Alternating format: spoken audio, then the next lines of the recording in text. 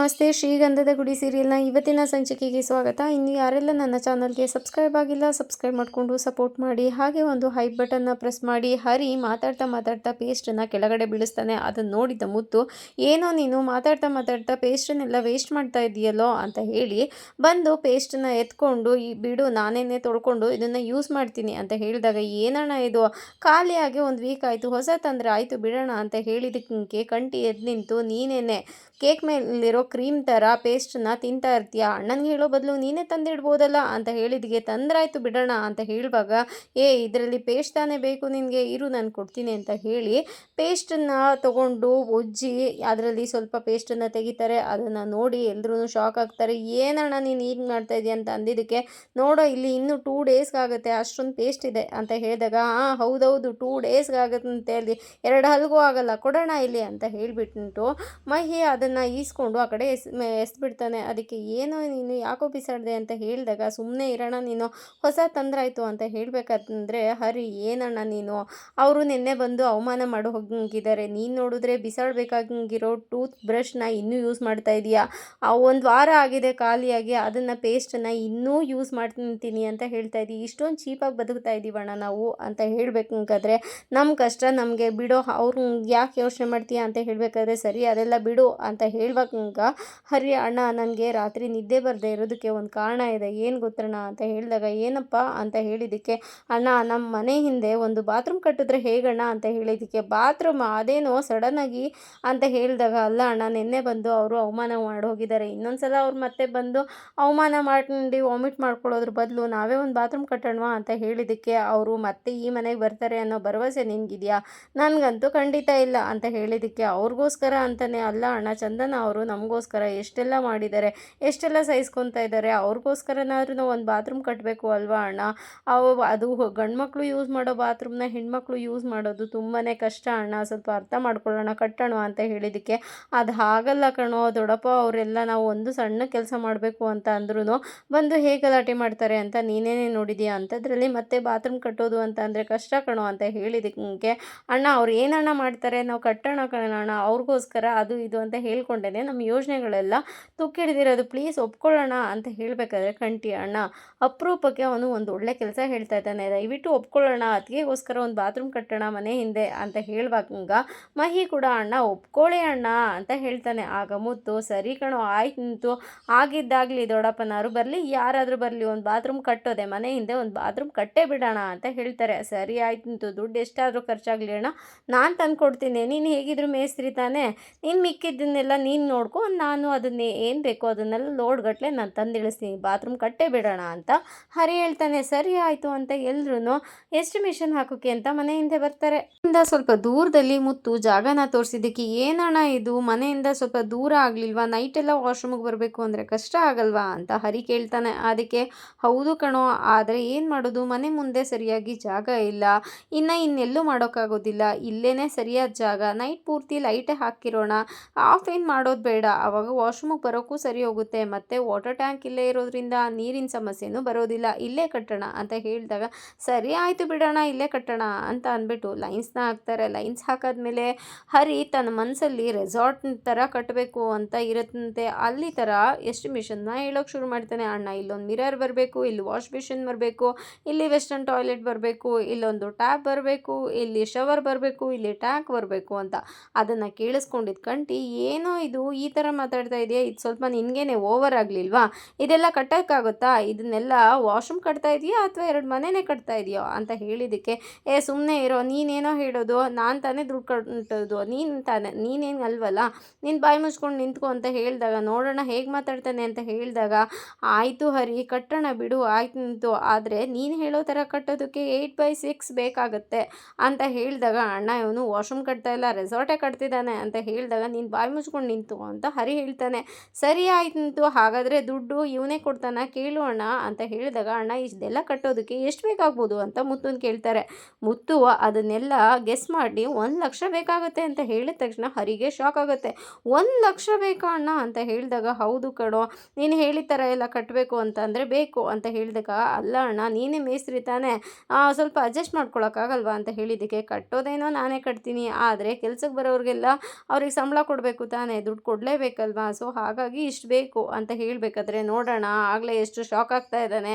ಇನ್ನು ಕಟ್ಟೋಕೆ ಶುರು ಮಾಡಿದ್ಮೇಲೆ ಏನೋ ನಿಮ್ಮ ಕೆಲಸ ನೀವು ಮಾಡ್ಕೊಳ್ಳಿ ಅಂತ ಕೈ ಎತ್ಬಿಡ್ತಾನೆ ಅಣ್ಣ ಇವನು ಅಂತ ಹೇಳಿದಾಗ, ಆ ಥರ ಎಲ್ಲ ಏನೂ ಇಲ್ಲ, ಆದರೆ ಇಷ್ಟೊಂದು ಆಗುತ್ತೆ ಅಂತ ನನಗೆ ಗೊತ್ತಿರಲಿಲ್ಲ ಅಂತ ಹರಿ ಶಾಕ್ ಆಗ್ತಾನೆ. ಆಗ ಮುತ್ತು, ಅಲ್ಲ ಕಣೋ ನೀನು ಕೇಳಿದ್ದಕ್ಕೆ ನಾನು 1,00,000 ಆಗುತ್ತೆ ಅಂತ ಹೇಳಿದೆ, ಅದನ್ನು ಬಿಟ್ಟು ನೀನು ಒಬ್ಬನೇ ಹಾಕು ಕಟ್ಟು ಅಂತ ನಾವೇನು ಹೇಳ್ತಾ ಇಲ್ಲ, ಎಲ್ಲರೂ ಸೇರಿ ಕಟ್ಟೋಣ ಅಂತ ಹೇಳಬೇಕಾದ್ರೆ, ಅಣ್ಣ ಒಂದು ನಿಮಿಷ ಇರಿ ನಾನು ಬರ್ತೀನಿ ಅಂತ ಒಳಗಡೆ ಹೋಗಿ ಅಲ್ಲಿಂದ ದುಡ್ಡನ್ನ ತೊಗೊಂಡು ಬಂದು, ಅಣ್ಣ ಇದು ನನ್ನ ಕಾಂಟ್ರಿಬ್ಯೂಷನ್ ಅಂತ ಕೊಡೋಕೆ ಬರ್ತಾನೆ, ಏನಮ್ಮ ಇದೆಲ್ಲ ಅಂತ ಹೇಳಿದ್ದಕ್ಕೆ, ಅಣ್ಣ ಸ್ವಲ್ಪ ದುಡ್ಡನ್ನ ಸೇವ್ ಮಾಡಿದ್ದೆ, ಬಾತ್ರೂಮ್ ಕಟ್ಟೋದಕ್ಕೆ ನನ್ನ ಕಡೆಯಿಂದನೂ ಕಾಂಟ್ರಿಬ್ಯೂಷನ್ ಇರಲಿ ಅಂತ ಕೊಡ್ತಾ ಇದ್ದೀನಿ ಅಂತ ಹೇಳಿದ್ದಕ್ಕೆ, ಮಹಿ ಅದೆಲ್ಲ ಏನು ಬೇಕಾಗಿಲ್ಲ ಇಟ್ಕೊ ನೀನು ಅಂತ ಹೇಳಿದಾಗ, ಅಣ್ಣ ಇದೆಲ್ಲ ನೀವು ಕೊಟ್ಟಿದ್ದು ದುಡ್ಡೇನೆ, ರೀಚಾರ್ಜ್ಗೆ ನನ್ನ ಖರ್ಚಿಗೆ ಅಂತ ಕೊಟ್ಟಿದ್ದು ದುಡ್ಡೇನೆ, ಅದನ್ನು ಸ್ವಲ್ಪ ಸೇವ್ ಮಾಡಿದ್ದೆ ಅಷ್ಟೇ, ತೊಗೊಳ್ಳಿ ಅಂತ ಹೇಳಬೇಕಾದ್ರೆ ಕಂಟಿ ಬಂದು, ಬೇಡ ಮಹಿ ನೀನು ಕಷ್ಟಪಟ್ಟು ಸೇವ್ ಮಾಡಿದ್ದೀಯಾ, ಇದನ್ನು ನೀನೇ ಇಟ್ಕೊ ಅಂತ ಹೇಳ್ತಾ ಇರ್ತಾರೆ. ಅಷ್ಟರೊಳಗಡೆ ಹರಿ ಬಂದು, ಸೂಪರ್ ಕಣೋ ಮಹಿ, ನಮಗಿನ್ನ ಒಳ್ಳೆ ಬುದ್ಧಿ ಕಲ್ತಿದ್ಯಾ ನೀನು, ಅಣ್ಣನ್ನೇ ಮೀರಿಸ್ಬಿಟ್ಟೆ ನೀನು ಸೇವ್ ಮಾಡೋದ್ರಲ್ಲಿ, ಸೂಪರ್ ಕಣೋ ನೀನು ಅಂತ ಹೊಗಳಿಸ್ತಾ ಇರ್ತಾರೆ. ಅಷ್ಟರೊಳಗಡೆ ಅಲ್ಲಿಗೆ ಚಂದನ ಬಂದು, ಏನೋ ಒಳಗಡೆ ಬಂದನೇ 4 ಜನ ಏನೋ ತುಂಬಾ ಮಾತಾಡ್ತಾ ಇದ್ದೀರಾ, ಏನು ವಿಷಯ ಅಂತ ಹೇಳಬೇಕಾದ್ರೆ, ಏನಿಲ್ಲಮ್ಮ ಸುಮ್ಮನೆ ಮಾತಾಡ್ತಾ ನಿಂತಿದ್ವಿ ಅಂತ ಮುತ್ತು ಹೇಳ್ತಾರೆ. ಅಷ್ಟರೊಳಗಡೆ ಕಂಟಿ, ಅಣ್ಣ ಒಂದು ನಿಮಿಷ ಮಾತಾಡ್ತಾ ಇರಿ ನಂಗೆ ಸ್ವಲ್ಪ ಕೆಲಸ ಇದೆ ಅಂತ ಅಲ್ಲಿಂದ ಹೊರಟೋಗ್ತಾನೆ. ಇನ್ನು ಮಹಿ, ಅದಕ್ಕೆ ಒಂದು ಬಾತ್ರೂಮ್ ಕಟ್ಟೋಣ ಅಂತ ಅಂದ್ಕೊಂಡಿದ್ದೀವಿ ಅಂತ ಹೇಳಿದಕ್ಕೆ, ಬಾತ್ರೂಮಾ ಅಂತ ಹೇಳಿದಾಗ, ಹಾಂ ಅಂತ ಹೇಳಿದಾಗ, ಓ ಅದಕ್ಕೆ ಒಂದು ಹೋದ್ಮೇಲೆ ಇದೆಲ್ಲ ಶುರುವಾಗಿದ್ದು, ಆ ಥರ ಎಲ್ಲ ಏನು ಬೇಡಿ, ಈಗ ಒಂದು ಇದೆಯಲ್ಲ ಅದನ್ನೇ ಯೂಸ್ ಮಾಡೋಣ ಅಂತ ಹೇಳಬೇಕಾದ್ರೆ, ಬೇಡ ಅದು ಚೆನ್ನಾಗಿಲ್ಲ, ಎಲ್ಲರೂ ಯೂಸ್ ಮಾಡೋದನ್ನೇ ನೀವು ಯೂಸ್ ಮಾಡಿದ್ರೆ ಚೆನ್ನಾಗಿರುತ್ತಾ, ಬೇಡ ಇನ್ನೊಂದು ಕಟ್ಟೋಣ ಅಂತ ಹೇಳುವಾಗ, ನನಗೋಸ್ಕರ ಈ ಥರ ಎಲ್ಲ ಮಾಡೋದು ಬೇಡ ಅಂತ ಚಂದನ ಹೇಳ್ತಾಳೆ. ಅದಕ್ಕೆ ನಿನಗೋಸ್ಕರ ಅಂತ ಏನಲ್ಲಮ್ಮ, ಇದನ್ನು ಮುಂಚೆನೇ ಅಂದ್ಕೊಂಡಿದ್ವಿ, ಆದರೆ ಹಾಗಿರಲಿಲ್ಲ ಮಾಡೋದಕ್ಕೆ, ಇವಾಗ ಕಟ್ತಾ ಇದ್ದೀವಿ ಅಷ್ಟೇ ಅಂತ ಹೇಳಿಬಿಟ್ಟು ಮುತ್ತು, ಒಂದು ಸ್ವಲ್ಪ ಮಾತಾಡ್ತಾ ಇರಿ ನಾನು ಬರ್ತೀನಿ ಅಂತ ಹೇಳಿ ಆ ಕಡೆ ಹೋಗ್ತಾರೆ. ಆಗ ಮಹಿ, ನನ್ನ ಕಾಂಟ್ರಿಬ್ಯೂಷನ್ ಅಂತ ಹಿಂದೆ ಹೋಗ್ತಾನೆ. ಅದಕ್ಕೆ ಏನೋ ದೊಡ್ಡದಾಗಿ ಕಾಂಟ್ರಿಬ್ಯೂಷನ್ ಅಂತ ಇದ್ದಾನೆ ಅವನು ಅಂತ ಹೇಳಬೇಕಾದ್ರೆ, ಅದು ಬಾತ್ರೂಮ್ ಕಟ್ಟೋದಕ್ಕೆ ನನ್ನ ಕಾಂಟ್ರಿಬ್ಯೂಷನ್ನು ಕೊಡ್ತೀನಿ ಅಂತ ಹೋಗ್ತಾ ಇದ್ದಾನೆ ಅಷ್ಟೇ ಅಂತ ಹೇಳಿದಾಗ, ಓ ಹೌದಾ ಅಷ್ಟೊಂದು ದೊಡ್ಡ ಬುದ್ಧಿ ಬಂದುಬಿಟ್ಟಿದೆಯಾ ಅಂತ ಹೇಳಿದ್ದಕ್ಕೆ, ಆದರೆ ನಾವು ಅದೆಲ್ಲ ಬೇಡ ಅಂತ ಹೇಳಿದ್ವಿ ಅಂತ ಹರಿ ಹೇಳ್ತಾನೆ. ಆದರೆ ಹರಿ ಹತ್ರ ಚಂದನ, ಬೇಡ ಹರಿ ಇದೆಲ್ಲ ಮಾಡೋದು, ಅದಕ್ಕೆ ಬಂದು ಹೋದ್ಮೇಲೆ ಈ ಥರ ಎಲ್ಲ ಯೋಚನೆ ಮಾಡೋದು ಬೇಡ, ನನಗೋಸ್ಕರ ಆ ಥರ ಎಲ್ಲ ಮಾತಾಡೋದು ಬೇಡ, ಅವ್ರೇನು ಮತ್ತೆ ಬರ್ತಾರ ಅಂತ ಹೇಳಿದ್ದಕ್ಕೆ, ಅವ್ರಿಗೋಸ್ಕರ ಅಂತ ಅಲ್ಲ ರೀ, ನಾವು ಎಷ್ಟು ದಿನ ಅಂತ ನೀವು ಅದೇ ವಾಶ್ರೂಮ್ನ ಯೂಸ್ ಮಾಡೋಕ್ಕಾಗುತ್ತೆ ಹೇಳಿ, ನಾವೇನೋ ಅದು ವಾಶ್ರೂಮ್ ಅಲ್ಲ, ಆದರೆ ವಾಶ್ರೂಮ್ ಅಂತ ಗತಿ ಇಲ್ಲದೆ ಇರೋದಕ್ಕೆ ಯೂಸ್ ಮಾಡ್ತಾಯಿದ್ದೀವಿ, ಅದನ್ನೇ ನೀವು ಅಡ್ಜಸ್ಟ್ ಮಾಡಿಕೊಂಡು ಯೂಸ್ ಮಾಡಬೇಕು ಅಂತ ಅಂದರೆ ಅದು ಹೇಗೆ ಸಾಧ್ಯ ಹೇಳಿ, ಏನೂ ತೊಂದರೆ ಇಲ್ಲ, ನಿಮಗೋಸ್ಕರ ನಾವೇನು ಮಾಡಿಲ್ಲ, ಇದನ್ನಾದರೂ ಮಾಡ್ತೀವಿ ಅಂತ ಹೇಳಿಬಿಟ್ಟು ಅಲ್ಲಿಂದ ಹೊರಡ್ತಾನೆ. ಕಾರ್ನಲ್ಲಿ ಕೂತ್ಕೊಂಡು ದೇವ್ರ ಹತ್ರ ಬೇಡ್ಕೊತಾ ಇರ್ತಾಳೆ, ಅಪ್ಪ ದೇವರೇ ಈ ಇಂಟರ್ವ್ಯೂನಾದರೂ ಚೆನ್ನಾಗಿ ಮಾಡಪ್ಪ ದೇವರೇ, ನನಗೆ ಈ ಕೆಲಸ ನನಗೆ ಬೇಕೇ ಬೇಕು, ಈ ಕೆಲಸ ಸಿಗೋಂಗೆ ಮಾಡು ಅಂತ ಕೇಳ್ಕೊತಾ ಇರ್ತಾಳೆ. ಅದಕ್ಕೆ ಹರಿ, ಟೆನ್ಷನ್ ಆಗಬೇಡ್ರಿ, ಆರಾಮಾಗಿರ್ರಿ, ಕೆಲಸ ಸಿಕ್ಕೇ ಸಿಗುತ್ತೆ, ಈ ಇಂಟರ್ವ್ಯೂ ಇಲ್ಲ ಅಂದರೆ ಇನ್ನೊಂದು ಇಂಟರ್ವ್ಯೂ, ಯಾಕೆ ಟೆನ್ಷನ್ ಮಾಡ್ಕೊತೀರಾ ಅಂತ ಹೇಳಿದ್ದಕ್ಕೆ, ಇಲ್ಲ ನಾನು ಈ ಇಂಟರ್ವ್ಯೂನಲ್ಲಿ ಪಾಸ್ ಆಗಲೇಬೇಕು, ಆಗೇ ಆಗ್ತೀನಿ, ನಾನು ಕೆಲಸಕ್ಕೆ ಹೋಗಲೇಬೇಕು ಅಂತ ಹೇಳ್ತಾಳೆ. ಸರಿ ಆಯಿತು, ನೀವು ಟೆನ್ಷನ್ ಮಾಡ್ಕೋಬೇಡಿ, ಆರಾಮಾಗಿದ್ದರೆ ಆಯಿತು ಅಂತ ಹೇಳಿದಾಗ, ಚಂದನ ಅದು ಇಂಟರ್ವ್ಯೂನಲ್ಲಿ ಏನು ಕೇಳ್ತಾರೋ ಏನೋ, ಟೆನ್ಷನ್ ಆಗ್ತಾ ಇದೆ ನಿಜವಾಗ್ಲೂ ಅಂತ ಹೇಳಿದ್ದಕ್ಕೆ, ನೀವು ಇಂಟರ್ವ್ಯೂನ ತುಂಬ ಚೆನ್ನಾಗೇ ಮಾಡ್ತೀರಾ, ಟೆನ್ಷನ್ ಆಗಬೇಡಿ, ಆರಾಮಾಗಿರಿ, ಅಷ್ಟಕ್ಕೂ ಏನು ಕೇಳ್ಬೋದು ಇಂಟರ್ವ್ಯೂನಲ್ಲಿ ನನಗಂತೂ ಗೊತ್ತಿಲ್ಲಪ್ಪ, ನನ್ನಂಗೆ ಕೇಳಿದ್ರೆ ನನಗೇನಿದ್ರು 2 ವೀಲರಾ 4 ವೀಲರಾ, ಟ್ರಾಫಿಕಲ್ಲಿ ಗಾಡಿ ಓಡ್ಸೋಕ್ಕೆ ಬರುತ್ತಂತ, ಹೈವೇನಲ್ಲಿ ಗಾಡಿ ಓಡ್ಸೋಕ್ಕೆ ಬರುತ್ತಾ, ಇದೇ ನನ್ನ ಇಂಟರ್ವ್ಯೂ ಆಗಿರುತ್ತೆ, ನಿಮ್ಮನ್ನೇನು ಮಹಾ ಕೇಳಿಬಿಡ್ತಾರೆ, ಸರ್ಟಿಫಿಕೇಟ್ ಅಂತೂ ಇದೆ, ನಾನೇ ಕಷ್ಟಪಟ್ಟು ಸರ್ಟಿಫಿಕೇಟ್ ಕೊಡಿಸಿದ್ದೀನಲ್ಲ, ಮತ್ತಿನ್ನೇನು ಫ್ರೆಶರ್ ಬೇರೆ, ಇನ್ನೇನು ಕೇಳೋಕ್ಕೆ ಸಾಧ್ಯ ಅಂತ ಹೇಳ್ಬೇಕಾದ್ರೆ ಚಂದನ ಕೈ ಮುಗಿದು, ಅಯ್ಯೋ ದೇವರೇ ಸ್ವಲ್ಪ ನೀವು ಸುಮ್ಮನೆ ಇರ್ತೀರಾ, ನನ್ನ ಟೆನ್ಷನ್ಗಿನ್ನ ನಿಮ್ಮ ಮಾತೇ ಜಾಸ್ತಿ ಆಯಿತು, ನಿಮ್ಮ ಮಾತಿಂದನೇ ಇನ್ನೂ ಜಾಸ್ತಿ ಟೆನ್ಷನ್ ಆಗುತ್ತೆ, ನೀವು ಸ್ವಲ್ಪ ಸುಮ್ಮನೆ ಇರಿ ಅಂತ ಹೇಳಬೇಕಾದ್ರೆ,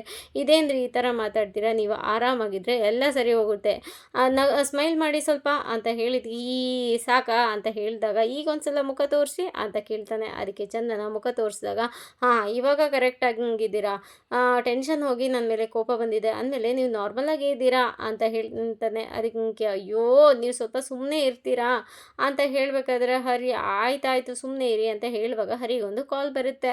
ಫೋನ್ನ ರಿಸೀವ್ ಮಾಡಿ, ಹಾಂ ಅಣ್ಣ ಆಯ್ತಣ್ಣ ಬರ್ತೀನಿ, ಸ್ವಲ್ಪ ಲೇಟ್ ಆಗ್ಬೋದು ಅಂತ ಹೇಳಿದಾಗ ಚಂದನ, ನಿಮಗೆ ಕೆಲಸ ಇದ್ದರೆ ನೀವು ಇಲ್ಲಿಂದ ಹೋಗಿ, ನಾನು ಕ್ಯಾಬ್ ಏನಾದರೂ ಮಾಡ್ಕೊಂಡು ಹೋಗ್ತೀನಿ ಅಂತ ಹೇಳಿದಾಗ, ಹೌದೌದು ನೀವು ಸಿಕ್ಕಾಪಟ್ಟೆ ಇಂಡಿಪೆಂಡೆಂಟ್ ಅಂತ ನನಗೆ ಗೊತ್ತು, ನೀವು ಕ್ಯಾಬ್ನೂ ಮಾಡ್ಕೊಂಡು ಹೋಗ್ತೀರಾ ಎಲ್ಲದೂ ಮಾಡ್ತೀರಾ ಅಂತ ನನಗೆ ಗೊತ್ತಿದೆ, ಆದರೂ ನಾನು ಬಿಟ್ಟು ಹೋಗೋದಿಲ್ಲ, ಆದರೂ ಗ್ಯಾಪ್ ಸಿಕ್ಕಿದ್ರೆ ನಾನು ಕಳ್ಸೋಕ್ಕೆ ನೋಡ್ತಿರೋದ್ರಿ, ನೀವು ಸ್ವಲ್ಪ ಸುಮ್ಮನೆ ಇರಿ ಅಂತ ಹರಿ ಹೇಳ್ತಾನೆ. ಅದಕ್ಕೆ ಚಂದನ, ಆ ಥರ ಎಲ್ಲ ಏನೂ ಇಲ್ಲ, ನಿಮಗೆ ಕೆಲಸ ಬಂತಲ್ಲ ಅದಕ್ಕೆ ಹೇಳಿದೆ ಅಂತ ಹೇಳ್ತಾ ಇರ್ತಾಳೆ. ಅಲ್ಲಿ ಬುಲ್ಲಿ ಒಬ್ಬನೇ ಕೆಲಸ ಮಾಡ್ತಾ ಇರ್ತಾನೆ. ಅಲ್ಲಿ ಹಿಂಗೆ ಕಂಟಿ ಬಂದು, "ಏ ಬುಲ್ಲಿ, ಏನೋ ಕೆಲಸ ಮಾಡ್ತಾ ಇದೀಯಾ, ಆಯ್ತಾ?" ಅಂತ ಹೇಳಿ ಕೂತ್ಕೊತಾನೆ. "ಏನಣ್ಣ ಫುಲ್ ಸುಸ್ತಾಗಿ ಬಂದುಬಿಟ್ಟಿದ್ಯಾ, ಹೆಂಗಿತ್ತು ಟ್ರಿಪ್ಪು?" ಅಂತ ಹೇಳಿದ್ದಕ್ಕೆ, "ಹಾಂ ಕಣೋ, ಹೇಗೋ ಸುಮಾರಾಗಿತ್ತು" ಅಂತ ಹೇಳಿದಾಗ, "ನನಗೆ ಏನಣ್ಣ ತಂದೆ ಅಲ್ಲಿಂದ?" ಅಂತ ಹೇಳಿದ್ದಕ್ಕೆ, "ನಾನೇನು ಫಾರಿನ್ಗೆ ಹೋಗಿದ್ದೇನೋ ನಿನಗೆ ಸೆಂಟ್ ಬಾಟ್ಲು ತರೋದಕ್ಕೆ" ಅಂತ ಹೇಳಿದಾಗ ನಗ್ತಾನೆ. "ಸರಿ, ರಮೇಶ್ ಅಣ್ಣ ಅವ್ರಿಗೆ ಗಾಡಿ ಡೆಲಿವರಿ ಕೊಟ್ಯಾ?" ಅಂತ ಹೇಳಿದಾಗ, "ಹಾಂ ಅಣ್ಣ, ಎಲ್ಲನೂ ಕೊಟ್ಟಿದ್ದೀವಿ. ಈ ಗಾಡಿ ಬಂದಿದೆ, ಇದನ್ನು ನೀನೇ ರೆಡಿ ಮಾಡಬೇಕಂತೆ" ಅಂತ ಹೇಳಿದಾಗ, "ಸರಿ ಆಯಿತು, ಸ್ಪ್ಯಾನರ್ ಕೊಡು, ನಾನು ರೆಡಿ ಮಾಡ್ತೀನಿ" ಅಂತ ಹೇಳಿ ಸ್ಪ್ಯಾನರ್ನ ತೊಗೊತಾ ಇರ್ತಾರೆ. ಆ ಕಡೆಯಿಂದ ವೈಭವಿ ಬರ್ತಾ ಇರ್ತಾಳೆ. ಇಲ್ಲಿ ಬುಲ್ಲಿ ಹತ್ರ, "ಬೇರೆ ಇನ್ಯಾರಾದರೂ ಬಂದಿದ್ರೇನೋ ಅಂತ ಹೇಳಿದ್ದಕ್ಕೆ, "ಇನ್ಯಾರು ಬರಬೇಕಿತ್ತಣ್ಣ" ಅಂತ ಹೇಳಬೇಕಾದ್ರೇ ಆ ಕಡೆ ವೈಭವಿ ಬರೋದು. ನನ್ನ ಬುಲ್ಲಿ ನೋಡಿ, "ಅಣ್ಣ ಅದಕ್ಕೆ ಬರ್ತಾ ಇದ್ದಾರೆ ನೋಡೋಣ" ಅಂತ ಹೇಳಿದಾಗ ಈ ಕಡೆ ಕಂಟಿಗೆ ತುಂಬಾ ಖುಷಿ ಆಗುತ್ತಂತೆ. ಹಾಗೇನೆ ಅವಳು ಮುಂದೆ ಹೋಗ್ಬೇಕಾದ್ರೆ ಇವನು ಸ್ವಲ್ಪ ಕಾಲರ್ ಪಟ್ಟಿ ಎಲ್ಲ ಸರಿ ಮಾಡ್ಕೊಂಡು ಕೂತಿರ್ತಾನೆ. ಆದರೆ ಅವಳು ನೋಡೋದೇ ಇಲ್ಲ, ಮುಂದೆ ಹೊರಟೋಗ್ತಾಳೆ. ಅದನ್ನು ನೋಡಿ, ಅಯ್ಯೋ ಹೀಗೆ ಹೋದ್ಲಲ್ಲ ಅಂತ ಫೀಲ್ ಮಾಡ್ಕೋಬೇಕಾದ್ರೇ ವೈಭವಿ ಮತ್ತೆ ಬಂದು ನಿಂತ್ಕೊತಾಳೆ. ಬಂದು ನಿಂತಿದ್ದು ನೋಡಿ ಕಂಟಿ, "ಏನು ಗ್ಯಾರೇಜ್ ಕಡೆ ಬರೋದೇ ಇಲ್ಲ ಅಂತ ಹೇಳಿದ್ದೆ, ಈಗ ನೋಡೋರು ಬಂದುಬಿಟ್ಟಿದ್ಯಾ" ಅಂತ ಹೇಳಿದ್ದಕ್ಕೆ, "ಅದು ನನ್ನನ್ನು ಹುಡುಗನ ಕಡೆಯವರು ನೋಡೋಕೆ ಬರ್ತಾರೆ ಅಂತ ಹೇಳಕ್ಕೆ ಬಂದೆ" ಅಂತ ಹೇಳಿದ್ದಕ್ಕೆ, "ಹುಡುಗನ ಕಡೆಯವರಾ? ಇವಳು ಫಸ್ಟ್ ಆಫ್ ಆಲ್ ಹುಡುಗಿನೇ ಅಲ್ಲ" ಅಂತ ಹೇಳಿದ್ದಕ್ಕೆ, "ಯಾರು ಅಂತ ಹೇಳಿದ್ದು? ನಂಗೆ ನಿಜವಾಗ್ಲೂ ಹುಡುಗನ ಕಡೆಯವರು ನೋಡೋಕೆ ಬರ್ತಾರೆ" ಅಂತ ಹೇಳಬೇಕಂದ್ರೆ ಕಂಟಿ ಈ ಕಡೆ ಮನಸ್ಸಲ್ಲಿ ಬೇಜಾರಾಗ್ತಾ ಇರುತ್ತೆ. ಆದರೆ ತೋರಿಸ್ಕೊಳ್ಳೋದಿಲ್ಲ. ಆ ಥರ ಎಲ್ಲ ಏನೂ ಇಲ್ಲ, ಇವಳ ಮಾತು ನಂಬೇಡ ಬುಲ್ಲಿ" ಅಂತ ಹೇಳಬೇಕಾದ್ರೆ, "ಏ ಬುಲ್ಲಿ, ನಿಜ ಕಣೋ" ಅಂತ ಹೇಳಿದ್ದಕ್ಕೆ, "ಏನಿದು ಅದಕ್ಕೆ ತುಂಬಾ ಶಾಕ್ ಕೊಡ್ತಾ ಇದ್ದಾರೆ" ಅಂತ ಹೇಳಿದಾಗ, "ಶಾಕ್ ಏನು, ನಿಜಾನೇ ಅದು. ಇನ್ನೇನು ನಂದು ಇನ್ನೊಂದು 2 ವಾರದಲ್ಲಿ ಎಂಗೇಜ್ಮೆಂಟ್ ಆಗುತ್ತಂತೆ. ಅದಾದಮೇಲೆ ಸ್ವಲ್ಪ ದಿನಕ್ಕೆ ಮದುವೆ ಆಗುತ್ತೆ. ಇದೇ ರೋಡಲ್ಲಿ ನಾನು ನನ್ನ ಗಂಡ ಜಾಲಿಯಾಗಿ ಕಾರ್ನಲ್ಲಿ ಓಡಾಡ್ತೀವಿ" ಅಂತ ಹೇಳಿದಾಗ, "ಓ ಅದೆಲ್ಲ ಏನು ನಂಬೇಡ" ಅಂತ ಹೇಳಿದ್ದಕ್ಕೆ, "ಆವಾಗ ನೀನು ಊರ್ಕೋ" ಅಂತ ಹೇಳಿದಾಗ, "ನಾನು ಯಾಕೆ ಊರ್ಕೊಳ್ಳಿ" ಅಂತ ಕಂಟಿ ಹೇಳಿದ್ದಕ್ಕೆ, "ಇನ್ನೇನು ಊರ್ಕೊಳ್ಳೇಬೇಕು, ಇಂಥ ಒಳ್ಳೆ ಹುಡುಗಿನ ನಾನು ಮಿಸ್ ಮಾಡ್ಕೊಂಡಲ್ಲ" ಅಂತ ಅಂದ್ಬಿಟ್ಟು, "ನೀನು ಬೇಜಾರು ಮಾಡ್ಕೊಳ್ಳೇಬೇಕು, ಆ ಥರ ನಾನು ಇದ್ದೇ ಇರ್ತೀನಿ, ನೋಡ್ತಾ ಇರು" ಅಂತ ಹೇಳಿಬಿಟ್ಟು ಅಲ್ಲಿಂದ ಹೊರಟೋಗ್ತಾಳೆ. ಈ ಕಡೆ ಕಂಟಿಗೆ ತುಂಬಾ ಬೇಸರ ಆಗುತ್ತಂತೆ. ಬುಲ್ಲಿನೂ ಏನೂ ಮಾಡೋಕ್ಕಾಗೋದಿಲ್ಲ, ಸುಮ್ಮನೆ ನಿಂತು ಬೇಜಾರು ಮಾಡ್ಕೊತಾ ಇರ್ತಾನೆ. ಇದಾಗಿತ್ತು ಇವತ್ತಿನ ಸಂಚಿಕೆ. ಈ ಸಂಚಿಕೆ ಇಷ್ಟ ಆಗಿದ್ರೆ ಒಂದು ಲೈಕ್ ಕೊಟ್ಟು ಶೇರ್ ಮಾಡಿ, ಕಮೆಂಟ್ ಬಾಕ್ಸಲ್ಲಿ ಕಮೆಂಟ್ ಮಾಡಿ ತಿಳಿಸಿ ಹೇಗಾಗಿತ್ತು ಇವತ್ತಿನ ಸಂಚಿಕೆ ಅಂತ. ನಾಳಿನ ಸಂಚಿಕೆಯಲ್ಲಿ ಸಿಗೋಣ. ಅಲ್ಲಿವರೆಗೂ take care, bye, thank you. ಹಾಗೆ ಒಂದು ಹೈಪ್ ಕೊಡೋದನ್ನು ಮಾತ್ರ ಮರಿಬೇಡಿ.